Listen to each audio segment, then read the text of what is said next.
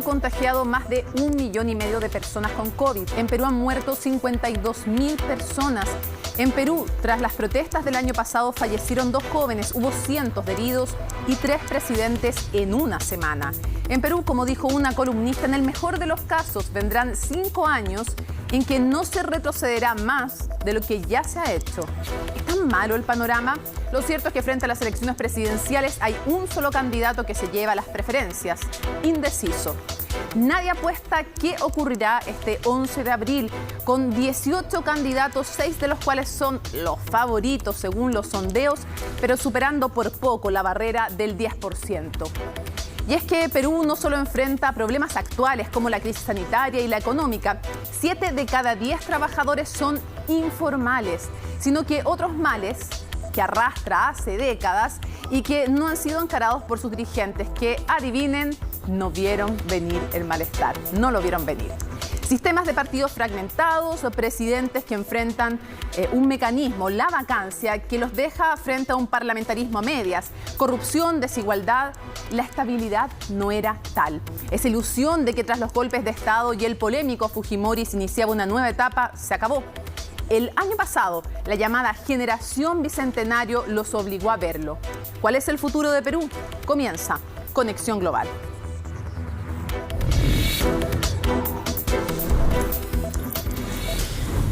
Sin duda que el contexto de unas elecciones es relevante y la pandemia no es capaz de ser un escenario importantísimo respecto de las propuestas de los candidatos, pero cómo ha afectado o cómo podría afectar la participación, la discusión y el ambiente. Veamos algunas cifras en Perú, profundicemos un poco más en las cifras de la pandemia.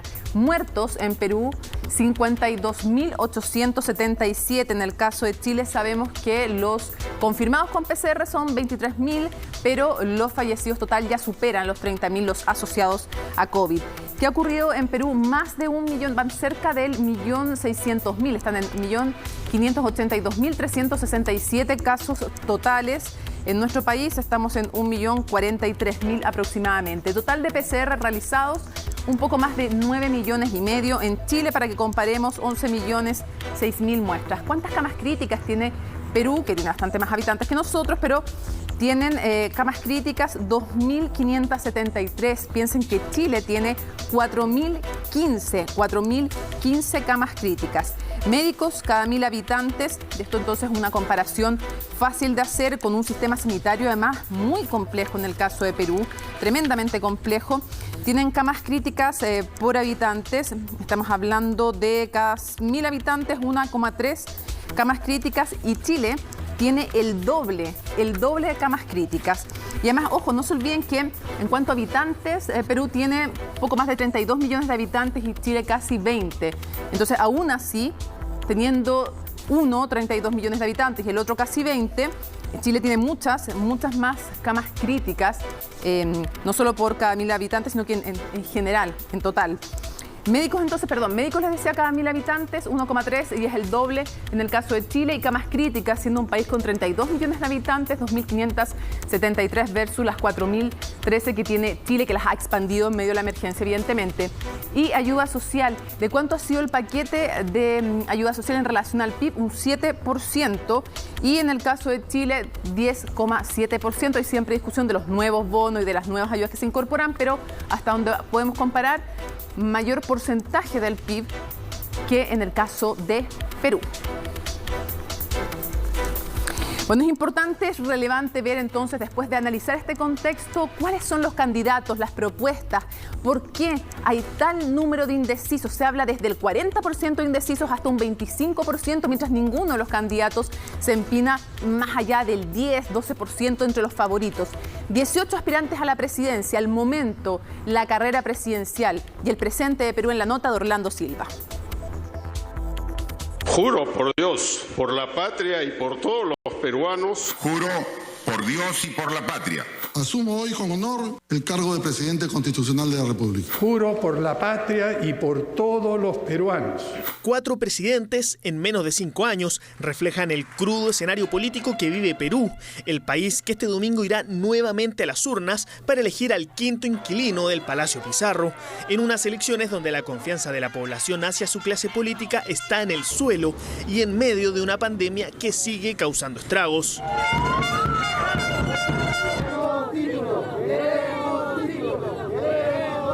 18 son los candidatos que aspiran a llegar al poder, 18 nombres que buscan liderar un país donde la emergencia sanitaria no ha hecho más que dejar en evidencia la frágil economía peruana, pero también deberán cargar con la pesada mochila de la corrupción, un lastre que ha salpicado a cada una de las instituciones del Estado, origen de la decepción en la sociedad y de la crisis de gobernabilidad. Hay un escepticismo, una falta de credibilidad en todos los políticos, en todo, absolutamente todos los políticos. Ellos ofrecen, dicen, para llegar al poder. Estando en el poder, comienzan a las coimas, a la corrupción. En un hecho inédito para las elecciones peruanas, ningún candidato aparece como favorito y el primero en las encuestas, Johnny Lescano, apenas supera el 10% en la intención de voto. El aspirante de Acción Popular fue congresista desde el año 2000 hasta el 2018 y recientemente se ve envuelto en una polémica por acoso sexual, aunque la denuncia fue desestimada, y propone renegociar las condiciones para la explotación de los recursos naturales en Perú. Yo estoy en la línea de la conquista del Perú para los peruanos, o la conquista del Perú por los peruanos. Yo quiero ponerles menos Estado y más capital. Del otro lado se encuentra Hernando de Soto, del partido Avanza País. Estudió economía en Suiza, fue asesor de Alberto Fujimori mientras estuvo al mando del país y ha sido cuestionado por asesorar también a los regímenes de Muammar Gaddafi en Libia y Hosni Mubarak en Egipto. Soy Vero y como tú quiero que las cosas cambien en nuestro país. Verónica Mendoza es la carta de la izquierda. La candidata de Juntos por el Perú apoyó por años al gobierno de Nicolás Maduro, aunque recientemente calificó a este régimen como una dictadura. Fue congresista entre 2011 y 2016 y ha comparecido como testigo en más de una investigación por corrupción política. Durante la campaña se ha enfrentado duramente a la otra mujer en la papeleta, Keiko Fujimori. La señora Fujimori plantea reactivar la economía sacando a la gente a la calle con total irresponsabilidad para que pongan en riesgo su salud y su vida.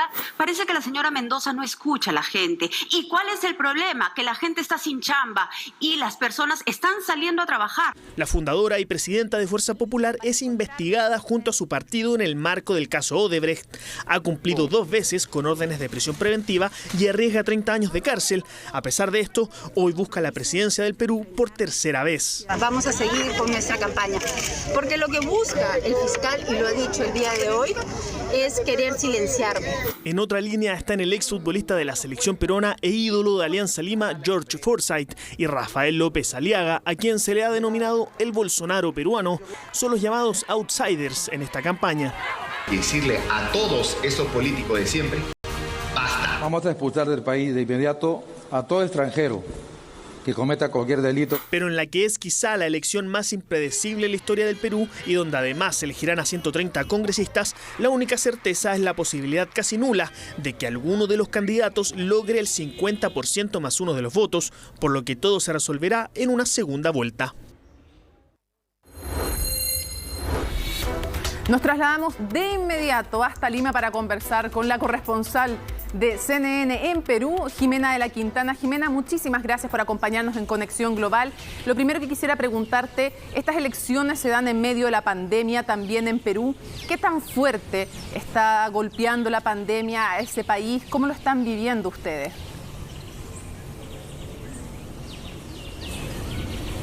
Hola Mónica, ¿cómo estás? Un placer acompañarte. Sí, estamos en el pico de la segunda ola. En realidad la curva sigue ascendente, no hemos llegado aún a una meseta y tampoco por lo tanto hemos visto un descenso en las cifras. Así que el Perú o los peruanos van a ir a votar este 11 de abril, este domingo, en medio del pico de una segunda ola donde, como te decía, lamentablemente aún no hay un descenso de las cifras. Ahora, la Oficina Nacional de Procesos Electorales, OMPE, ha ha tomado obviamente medidas para tratar o para velar por la seguridad de quienes van a votar. Por ejemplo, los números o el número de locales de votación se ha incrementado en 140%, es decir, hay más del doble de locales de votación para evitar aglomeraciones. También se ha decidido, por ejemplo, que entre 7 y 9 de la mañana voten las personas mayores, adultos mayores, y luego a partir de las 9 de la mañana empiece a votar gente más joven. Otra decisión adicional que se ha tomado es que van a votar según el número de DNI, del Documento Nacional de Identidad. Entonces, eso lo que está tratando de hacer es obviamente que la gente no se concentre, ¿no es cierto?, ampliando los locales y además estableciendo una suerte de horarios de votación. Y algo adicional que dijo la Oficina Nacional de Procesos Electorales, la OMP, es que también se le va a tomar la temperatura a la gente antes de ingresar al local de votación. Si la temperatura es mayor a 37.5, entonces a esa persona se le dejará de lado durante algunos minutos para luego volverle a tomar la temperatura, y si esta sigue siendo o sigue marcando 37.5, entonces se prohibirá o no se permitirá, mejor dicho, que esta persona vote, obviamente dejando un acta firmado respecto a, o dejando sentado que ella o que esta persona fue a votar pero que no pudo finalmente hacerlo, para que no se le cobre una multa, porque Mónica, sabrás que en Perú el voto es obligatorio y se multa a quienes no van a votar. Quisiera preguntarte también, ¿cómo calificarías tú, cómo describirías tú esta campaña respecto del tono, respecto de las propuestas y respecto de un cierre de campaña en que hay un nivel de indefinición, de indecisos, como tal vez nunca antes en la historia reciente de Perú? ¿Cómo ha sido el tono también de la campaña, Jimena?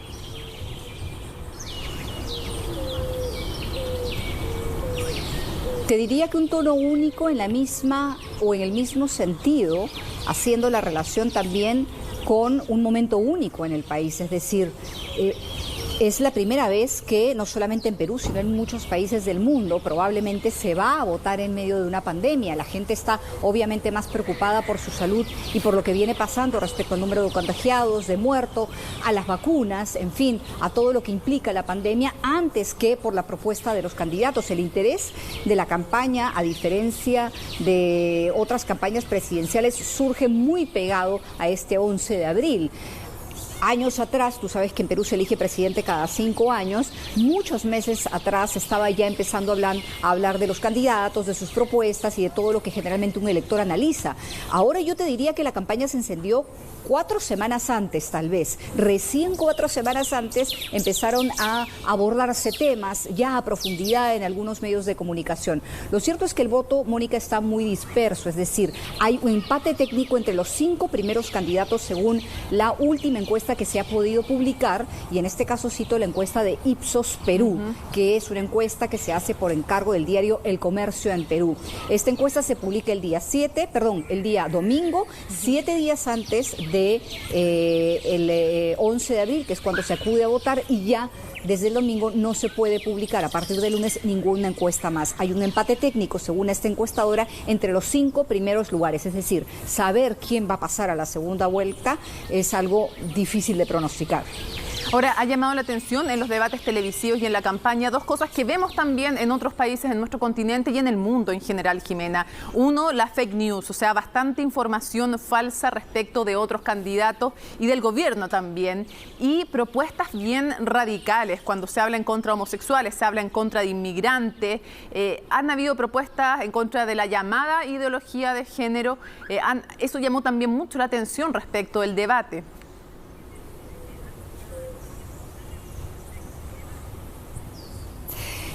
Mira, digamos que el número de propuestas es tan amplia en varios temas, en algunos, en otros no, tal vez, como lo es el número de candidatos. Perú tiene 18 candidatos a la presidencia de la República. Este domingo se elegirá a 2 de ellos para pasar muy probablemente a una segunda vuelta. Solamente en 2006 tuvimos un candidato más, es decir, 19 candidatos. Estos 2 años constituyen los años en los que mayor cantidad de candidatos ha habido en la historia del país. Y en ese sentido, haciendo un paralelo con lo que me preguntabas, han habido pues todo tipo de propuestas. Se ha hablado sobre el tema de la igualdad de género, sí, y de nuevo, las iniciativas, las propuestas respecto a ello son diversas y varían dependiendo del candidato. Te decía, son 18. Jimena de la Quintana, quiero agradecerte muchísimo que nos hayas acompañado desde Lima, la corresponsal de CNN en Perú. Muchísimas gracias.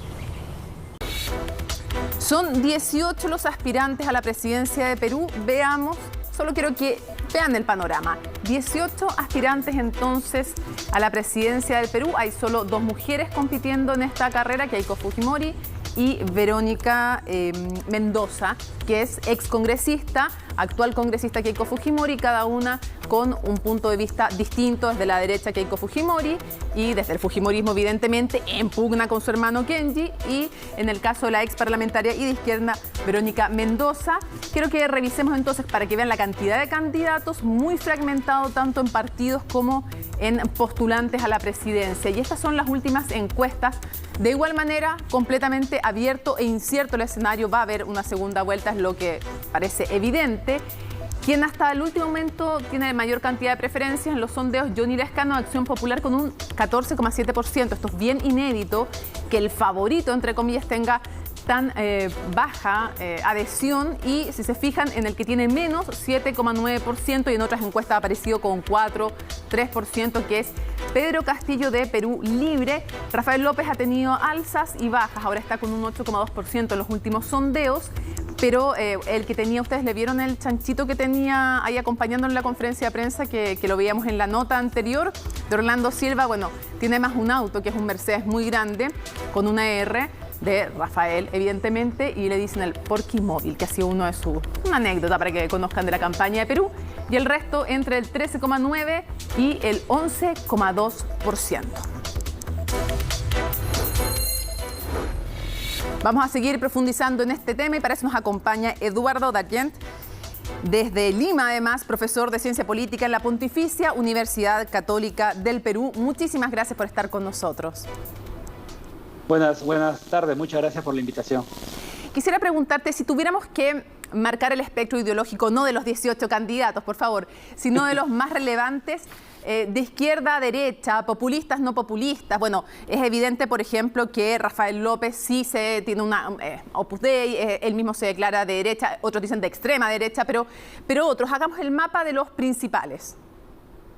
Sí, no recoge toda la diversidad, pero digamos, si fuéramos de derecha hacia izquierda, diría que tenemos a Rafael López Aliaga con una derecha más estilo queriendo ser tipo Bolsonaro. Luego tenemos a Keiko Fujimori, ¿no? Con una derecha, pero tal vez más popular también. Nacionalista, ¿no? Un discurso más de defensa del modelo económico, pero con más sensibilidades populares en el tema de servicios sociales, ¿no? Luego tenemos a Hernando de Soto, que es un candidato más de derecha liberal económica. Sí, claro. Y que de ese sector parece que el voto está concentrado más en Lima, sectores altos y jóvenes, además a través de clases sociales. Luego tenemos a, lo que no sé, son tantos que espero no se me olvide alguno. Sí, tuviéramos que decir dónde ubicamos a George Forsyth, ¿dónde lo pondríamos? George Forsyth es un candidato que diría, uno lo colocaría en una centroderecha, derecha, pero de alguna manera, como se ha polarizado tanto esto, en la derecha lo ven más como de centro. Yo creo que Eduardo, ¿y cómo podríamos calificar a Johnny Lescano? Porque claro, Verónica Mendoza, uno sabe, es de izquierda, pero a Johnny Lescano, ¿cómo lo clasificamos? Verónica Mendoza es de izquierda y con ideas de izquierda progresista, digamos, ¿no? Con lo cual permite poner a Johnny Lescano como una suerte de izquierda en temas económicos. Él ha estado muy vinculado a la defensa de derechos de los consumidores, crítica a las AFPs, y ese tipo de temas, a la vez que tiene una lógica más de conservadurismo moral, digamos, más que un centro o centroizquierda. Yo diría que se para bien en el centro promedio, ¿no? Está más tirado para la crítica al mercado y por otro lado más tirado hacia lo moral en temas de derecha, ¿no? Entonces, pero si lo colocamos en el espectro en temas de vinculación con el modelo económico, está más a la izquierda, ¿no? Ahora, si tuvieras que decir cuáles son los temas más relevantes de esta campaña. Creo que es una campaña que se ha centrado en temas bastante concretos, de alguna manera, de ver cómo responder a los problemas que se están dando, pero también hay que decir que ha sido una campaña muy apática. No es que se hayan discutido grandes temas ni que haya habido grandes apegos, Más bien, mucha gente no ha estado mirando la campaña, llegamos con un número altísimo de indecisos, o personas que dicen que van a votar blanco o viciado. No han despertado entusiasmo los candidatos, han estado todos pues por abajo de 10% o un poquito más en estas semanas. El que salía como que a ser probado por el público a veces volvía a caer y no despegaba. Y estamos llegando a la última recta, faltan 4 días, con varios candidatos en un empate, en un empate técnico. De hecho, muchos analistas han dicho que es de las elecciones que recuerdan en Perú la más incierta, en que no hay ningún candidato que sobrepasan, pero poquito, la barrera del 10%, y en verdad los indecisos son muchísimos. Quisiera preguntarte cuánto de la apatía se debe a los candidatos que están corriendo y cuánto también al desprestigio de la política en general en Perú. Creo que hay de los dos, pero creo que el desprestigio de la política ha sido muy duro estos años, además sumado una tras otra, ¿no? Que han fallado pues gobernantes de diferentes partidos, todos involucrados por el caso Odebrecht, en casos que igual uno podría decir, oye, acá no hay corrupción de repente, pero sí hay casos de manejos indebidos. Luego termina uno también teniendo lo que fue el conflicto entre el Congreso y Kuczynski, que desgastó muchísimo, el indulto a Fujimori, que molestó mucho a los sectores que no lo apoyaban, y lo hizo un presidente que había ganado la elección con el voto de esos sectores. Luego, la disolución del Congreso, un Congreso muy irresponsable, la vacancia de Vizcarra, que termina generando también un rechazo, pero luego el escándalo de vacunas que involucra al propio Vizcarra, con lo cual de alguna manera la sensación es que todos te han fallado, ¿no? La pandemia ha golpeado durísimo a Perú y lo que vemos es que los candidatos que han entusiasmado a bases más duras, con los más conservadores o los más o la izquierda. Y me olvidé mencionar, en la izquierda también está Pedro Castillo, un candidato que viene trepando silenciosamente desde una izquierda más dura. Entonces terminamos teniendo una izquierda bastante dura y una derecha bastante dura y todo fragmentado, ¿no? Eduardo, ¿cómo crees tú que se pueden dar las alianzas para una segunda vuelta? Es súper difícil saber quién podría pasar, pero comienzan a haber negociaciones, comienza a pensarse de qué tipo de recomposiciones o composiciones de bloques, porque a veces son ideológicas, a veces no, a veces son tácticas. ¿Qué se piensa que puede ocurrir en una segunda vuelta? Va a ser interesante, porque creo que en la derecha la tienen más clara, ¿no? El que pase de la derecha probablemente termine ganando cierto apoyo de los grupos. También hay que decir que en el Perú lo que digan los partidos y los líderes importa no es poco. que recomponga a la sociedad, ¿no? Exactamente, ¿no? Probablemente sean algunas alianzas que podrían avisorar algún tipo de trabajo conjunto en el Congreso, como mucho decirlo. Hacia la izquierda es más difícil, porque el candidato Castillo es un candidato que viene con una agenda muy dura en lo moral, ¿no? Con denuncias sobre la ideología de género también, ese tipo de cosas. No veo fácilmente a Mendoza, o en todo caso aparte del grupo de Mendoza entrando ahí. Lescano, difícil también que compre todo el rollo, porque es un candidato muy de izquierda. Lescano puede estar parado más a la izquierda, pero tiene este anticomunismo que tiene tradicionalmente Acción Popular, ¿no? Creo que ustedes no tienen un partido equivalente, ¿no? Pero que puede ser progresista, pero anticomunista, ¿no? Sí. Progresista en el pasado, ¿no? Ahora creo que es otra cosa, hoy día se ha despintado mucho, pero hay un discurso anticomunista en Acción Popular. No veo fácilmente una alianza con Castillo, ¿no? Pero como digo, el electorado es el que finalmente va a decidir. Lo que digan los partidos en realidad importa poco. No te creas que después te cuento otro día conversando acá en Chile. Hay harto. También hay progresistas que eran progresistas y que ya no son, hay de extrema derecha, hay de todo lo que estás nombrando tú, acá también podemos encontrar en el mapa chileno, pero en fin, queda para otra conversación. Quisiera preguntarte, pues se nos va acabando el tiempo, ¿qué pasa con la llamada hoy día? ¿Cómo percibes tú en las calles de Perú? ¿Qué pasa con la llamada Generación Bicentenario, que salió a protestar, que tenía una molestia muy fuerte con la clase política? ¿Qué pasa con sus urgencias, con este estado débil, partidos fragmentados, Congreso, idem, digamos, evidentemente la corrupción? ¿Qué pasa con esa agenda que pusieron en las calles y que no necesariamente se corresponden propuestas en la elección? Y yo creo que eso es interesantísimo, ¿no? Porque, digamos, personalmente y junto a otros analistas, no es que hayamos pensado que esas protestas traían un mundo nuevo, con grandes compromisos y participación política. Porque hemos visto en Perú que algunas veces las protestas no llevan a un impacto directo en la política, tienen que pasar otras cosas. Pero sí creo que incluso el que las veía con más prudencia decía, esto va a impactar en la elección, ¿no? Probablemente los candidatos que se apoyaron la protesta les vaya un poco mejor que a los partidos que trataron de vacar a Merino. Y algo de eso hay, un poco de eso hay, porque Forsyth y Mendoza están todavía por ahí, pero no ha sido determinante en la elección. Me parece que incluso para los que pensaban que el efecto iba a ser poco, ha sido todavía menor. Y eso no quita, porque algunos dicen, no, es que esas protestas fueron infladas, ¿no? No creo que sea el caso, fueron protestas muy amplias, muy grandes, pero como que por un hartazgo frente a un acto del Congreso, como decir, hasta ahí llega mi compromiso y quedas avisado que la próxima vez lo puedo hacer también si veo un acto que rompe un poco el orden constitucional, pero de ahí a tener pues una participación más estructurada en partidos, elecciones y todo, ha estado lejísimos, ¿no? Y creo que es un tema interesante, ver qué cosa puede llevar a la juventud a entusiasmarte y participar un poco más, y a tener una agenda más clara, porque en este caso la agenda fue más de anticorrupción, anticongreso, que más necesita más cosas para que esas fuerzas tengan pues una presencia real en la política, ¿no? Y que determinen algunas trayectorias, algunos aspectos, Eduardo, ¿no? Si no, se queda en el aire, ¿no? Y para cerrar, el actual gobierno, ¿cómo es evaluado? Porque respecto al tema de corrupción podría no verse como un gobierno todavía involucrado en algunos de esos escándalos, pero le pegó fuerte también el tema de la pandemia. Y por lo tanto quisiera preguntarte, ¿nunca fue como tentación que surgiera desde ahí alguien que tuviera el apoyo del actual presidente y se encumbrara un poco en las encuestas, o que se pensara, ¿sabes qué? En verdad él debería ser a futuro un líder nuevamente. ¿Cómo se ve o cuánto afectó tal vez esa posibilidad de la pandemia? Difícil porque digamos, el gobierno entra con una serie de urgencias y al tener que recuperar tiempo perdido, él era candidato a la vicepresidencia de un partido al que le ha ido pésimo y que estuvo apoyando las protestas, nunca despegó. De alguna manera creo que ese partido, pues, entrar ya al gobierno lo terminó descolocando. Me parece que es un gobierno que está intentando cumplir con la vacunación y algunas cosas más, pero la pandemia lo ha desbordado. Hay que decir que esto venía de atrás, no es culpa de este gobierno, pero es difícil que este gobierno pueda quedar como un recuerdo de un gobierno pues eficiente.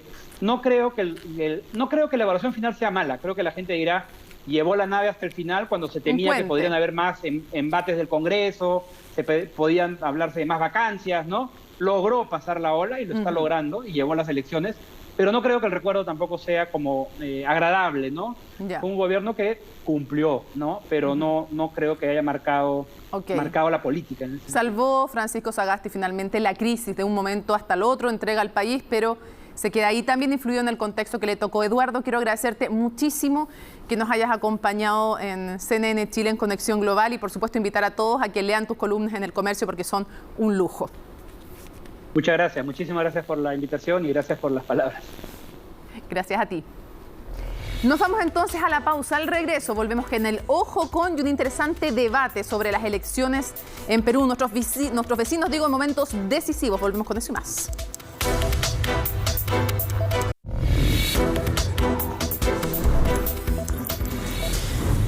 Momento del Ojo con otras noticias, como siempre en Conexión Global, en la voz de Mario Regada. Mario. ¿Qué tal, Mónica? Bueno, este domingo también habrá una jornada electoral clave para la región porque Ecuador definirá quién será el reemplazante del actual presidente Lenín Moreno con esta segunda vuelta que tiene como protagonistas al candidato de Rafael Correa, Andrés Arauz, y al empresario de derecha Guillermo Lasso. ¿Cómo van los sondeos a solo días para este balotaje? Bueno, la mayoría de las encuestas le dan el favoritismo a Arauz, quien, recordemos, ganó la primera vuelta de manera categórica con más de 13 puntos de ventaja. Pero hay otros estudios que son más cautelosos y proyectan un empate técnico entre Arauz y Lasso. Aquí va a ser vital el voto indígena. Recuerda, Mónica, que Lasso pasó a la segunda vuelta tras un estrecho conteo de votos con el candidato ambientalista e indigenista Yacu Pérez, quien denunció un fraude electoral. El voto de este sector sabemos que es disperso. Por un lado, Yacu Pérez es un férreo crítico de la gestión y figura del expresidente Rafael Correa. Esto lo podría acercar al discurso de Guillermo Lasso, pero no con su programa de gobierno, porque sabemos que este ex banquero tiene una postura neoliberal muy alejada a lo que propone Yacu Pérez. Por ende, hay mucha incertidumbre en uno de los países más golpeados por la pandemia, tanto en lo sanitario como en lo económico, y con un presidente, Lenín Moreno, que dejará el poder con uno de los niveles de apoyo más bajos para un líder ecuatoriano.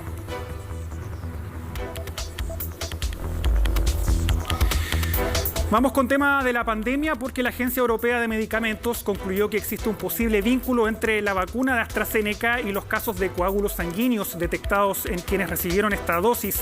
El Comité de Seguridad del organismo aseguró a través de un comunicado que los coágulos de sangre inusuales deben incluirse como efectos secundarios muy raros de la vacuna AstraZeneca. Además, la EMA, por sus siglas en inglés, aseguró que basándose en las pruebas disponibles, actualmente no podían identificar factores de riesgo específicos. Sin embargo, la mayoría de los casos de trombos notificados ocurrieron en mujeres menores de 60 años dentro de las 2 semanas posteriores a la vacunación. Para llegar a esta conclusión, la agencia se asesoró por un equipo de especialistas. La directora de la institución, Emer Cook, insistió en que la vacuna es altamente efectiva y que la inmunización de la población es extremadamente importante. Antes de que se pronunciara oficialmente el organismo, uno de sus funcionarios había adelantado el día anterior la existencia del vínculo entre estos casos de trombos y la administración de la dosis AstraZeneca. Después de un análisis muy en profundidad, el Comité de Seguridad de la Agencia de Medicamentos Europea ha llegado a la conclusión de que los efectos notificados de coagulación sanguínea inusual deben incluirse como posibles efectos secundarios de la dosis. Los beneficios de la vacuna AstraZeneca en la prevención del COVID-19 en general superan los riesgos de los efectos secundarios.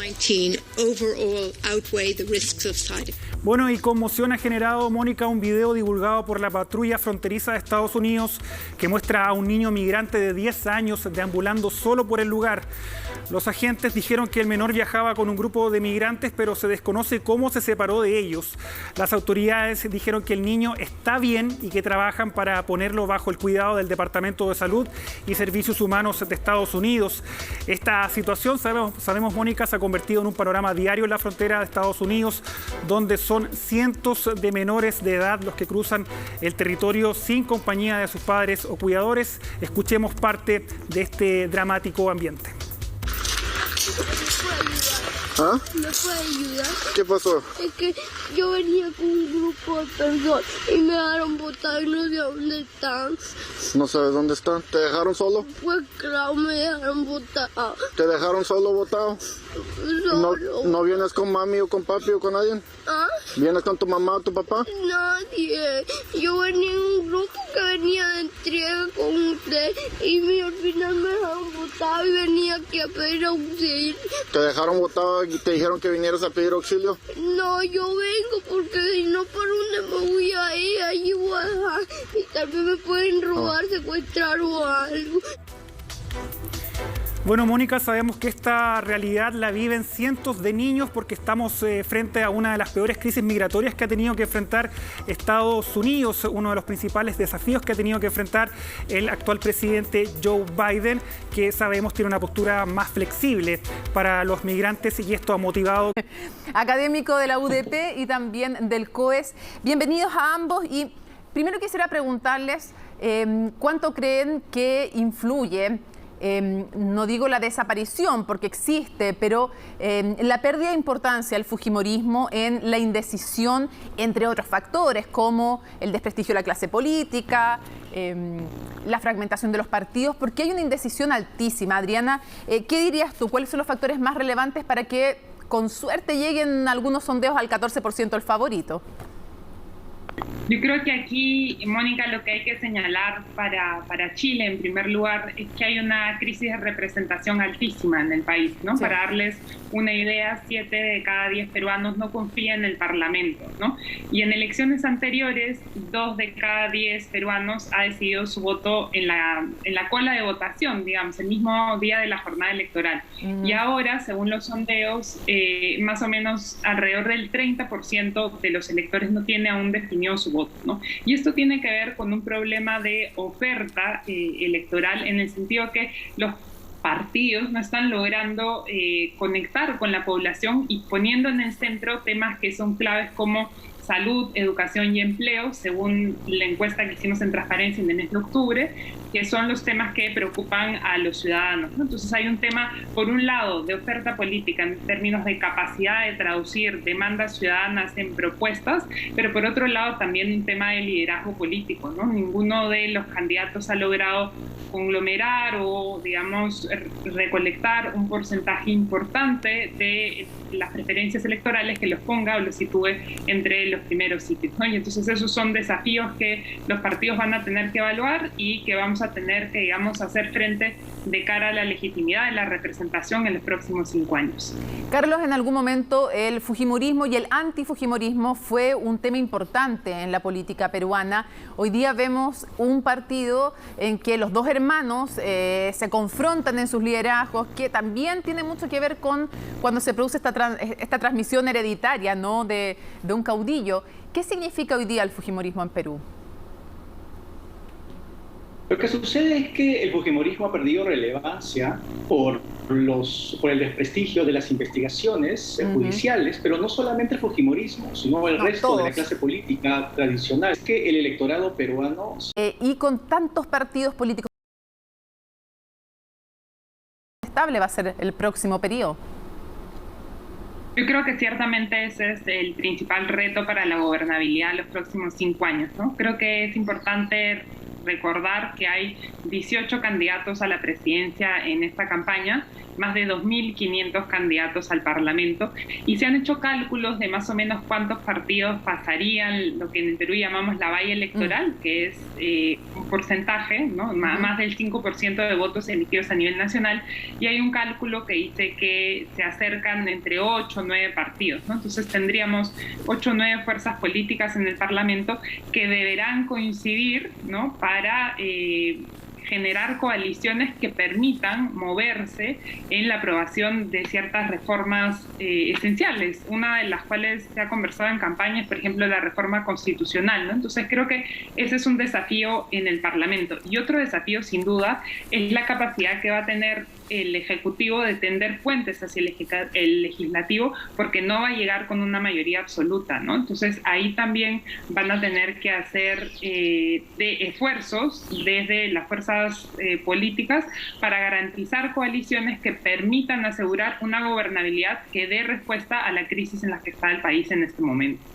Carlos, ¿cuál crees tú de los 7 o 5 favoritos, depende de la encuesta que tomamos como referencia, cuál crees tú que podría tener un gobierno más complejo o derechamente cuál sería peor para Perú? Porque hay planteamientos bastante extremos dentro de los aspirantes a la presidencia. Creo que cualquiera de los extremos, ya sea de izquierda o de derecha, ya sea Pedro Castillo en la izquierda o Rafael López Aliaga en la derecha, tendría más problemas de gobernabilidad. Por una sencilla razón. Va a ser más difícil poder conciliar intereses con los que están hacia su izquierda o hacia su derecha. En un escenario de fragmentación, lo único que nos queda, o lo único que les queda a las fuerzas políticas peruanas, es poder hacer coaliciones por sectores. Es ya impensable creer en una gran coalición de unidad nacional por la gobernabilidad. Pero sí es posible pensar en que las bancadas de derecha, por decir la bancada de López Aliaga, de Keiko Fujimori, de Hernando de Soto, podrían tener algunas coincidencias que les permita articular algún tipo de políticas en el mediano plazo. Lo mismo con las coaliciones de izquierda, las de Pedro Castillo, las de Verónica Mendoza, e incluso con las del Partido Morado. Y lo mismo podríamos decir con el centro. Va a ser muy difícil construir grandes coaliciones, pero sí veo factible construir pequeñas coaliciones, porque en el Perú, a diferencia de Chile, no existieron elecciones primarias para generar coaliciones. Existieron primarias para ver quiénes van a ser los candidatos dentro de cada partido político, pero no para generar coaliciones. Es como si en Chile se saliese a la carrera electoral presidencial con las personalidades que ahora están en las encuestas. No hay ese filtro de primarias coalicionales que permite de algún modo reducir el número de jugadores en la arena política. Adriana, uno se pregunta también qué pasó con las protestas de la llamada generación bicentenario, cuyas demandas no parecen recogidas en lo esencial por los candidatos y las candidatas y qué riesgo entraña aquello. En Chile, nuestros políticos, frente a lo que ocurrió en octubre del 2018, dicen que no lo vieron venir, del 2019, que no lo vieron venir. Y resulta que también dijeron lo mismo los peruanos, pero la pregunta es, aquí por lo menos hay un proceso constitucional en desarrollo que de alguna manera podría, tal vez, no lo sé, ser un proceso de cauce. ¿Qué crees tú que va a pasar con esas demandas? ¿Se anulan? ¿Finalmente pueden resurgir en otro momento de crisis? ¿Qué pasa cuando no se abordan esos anhelos? Gracias, Mónica, por la pregunta. Yo creo que aquí hay un desafío que tiene el Perú, a diferencia de Chile.